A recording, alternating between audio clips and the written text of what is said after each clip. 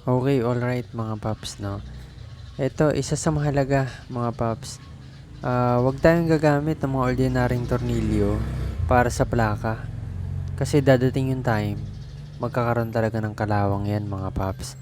Dapat stainless talaga yung ginagamit dyan. Ito, meron yan na-order online mga paps, no? Kagaya nito, in-order ko lang rin yan. May kasama na rin yung pangtanggal mga paps, no? At legit, eto yan mismo mga paps, no? In-order ko lang yan online. May kasama na siyang pantanggal. Eto. So, pati ito kasama na po. Kasama na to.